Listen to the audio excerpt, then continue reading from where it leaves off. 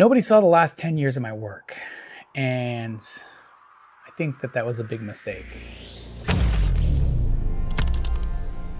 I thought that I was doing everything the right way. I was building in private. I was protecting my work. I was learning the craft.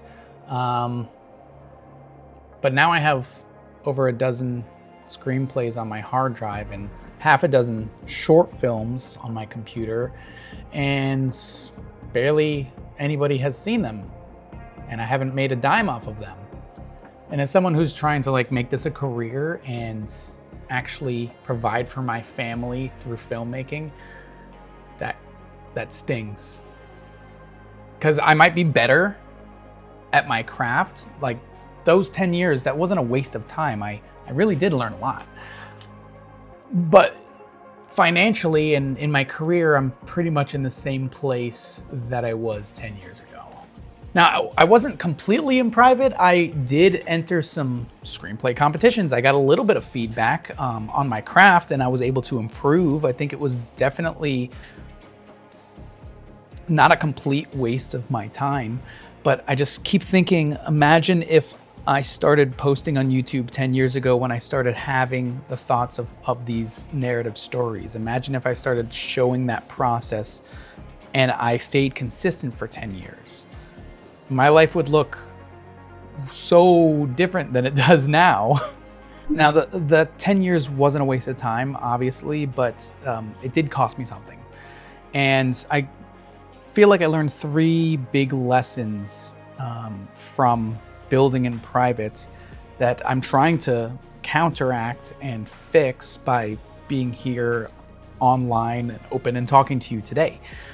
So first, I learned that nobody's calling, because my goal was to get great at my craft, get an agent and a manager, and win a bunch of screenplay awards, and then become the next big thing, the next, oh, this kid just wrote a banger and we bought it, Netflix bought it for $100 million.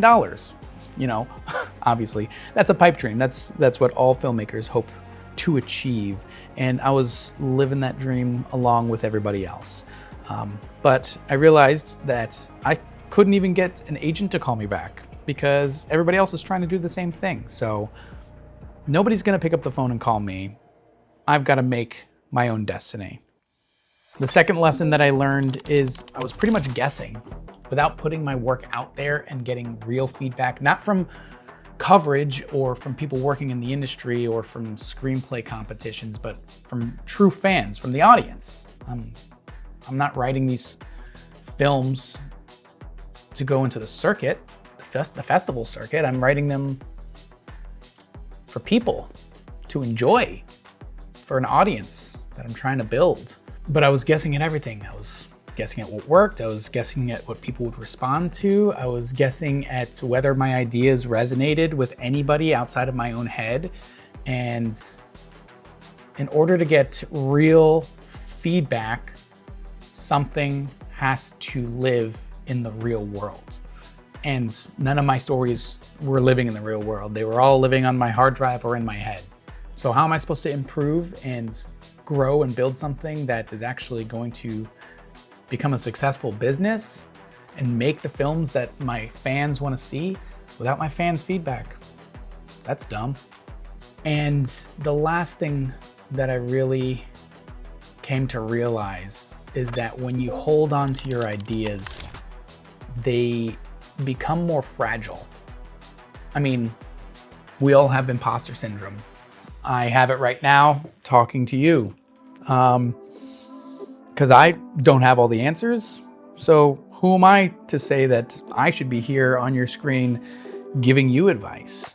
But when you hold on to your ideas, to your babies, and you don't share them because they're not ready yet, or you don't feel comfortable or confident in getting rejection or feedback, then you don't expose yourself to that type of negativity, and you can't build that thick skin that's needed to actually be a successful artist.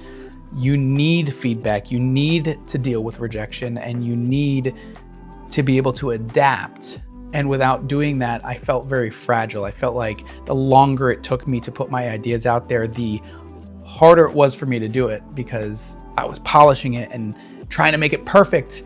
And it's never going to be perfect. Art's never done. It's just abandoned. So that being said, I don't have all the answers. I'm still trying to figure this out. I'm just out here trusting God, trying to do my best, trying to make a career for myself. And I do know one thing though, is that I don't want the next 10 years to look like the last 10 years. So I'm here now, and I hope you're here with me on this journey. I hope you enjoyed this little rant. If you're not subscribed here, I hope that you will, in order to follow me along this journey of creating a film studio. And I hope that you got value from this video and comfort knowing that everybody who's along this path struggles. And if you have an idea that you've been holding on to, just put it out there. Publish it. See what happens. All right. Peace.